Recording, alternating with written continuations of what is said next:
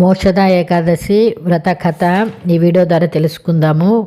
పాపాలు చేస్తున్నందుకాలు మరణించడం, మరలా జన్మించడం, మళ్ళీ మళ్ళీ కష్టాలు అనుభవిస్తూ ఉంటాము, ఉండటం జరుగుతూ ఉంటాయి. ఈ చక్రభ్రమణం నుంచి కాపాడేదే మోక్షద ఏకాదశి వ్రతము. మోక్షద ఏకాదశి అని పేరు వినగానే మోక్షాన్ని ప్రసాదించేటువంటి ఏకాదశి అని అర్థము. పూర్వము వైకాసుడు అనేటువంటి రాజు ఉండేవాడు. తన ప్రజలను కన్నబిడ్డల వల్ల చూసుకుంటూ చక్కగా పరిపాలించేవాడు.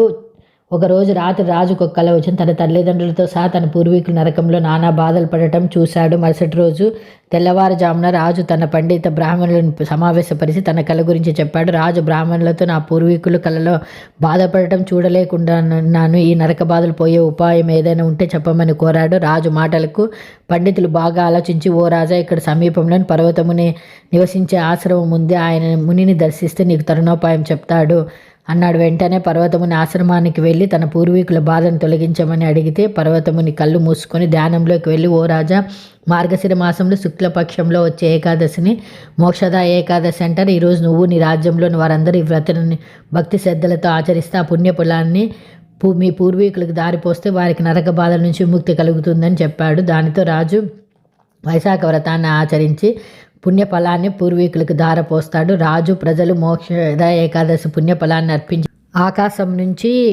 కొంతసేపు పుష్పవర్షము కురుస్తుంది. వైకాసనుడు తల్లిదండ్రులు అతని పూర్వీకులు నరకం నుంచి విముక్తి పొందుతారు. వారంతా ఆకాశంలో కనిపించి, పుత్రుడా, నీకు ధన్యత కలుగగాక అని చెప్పి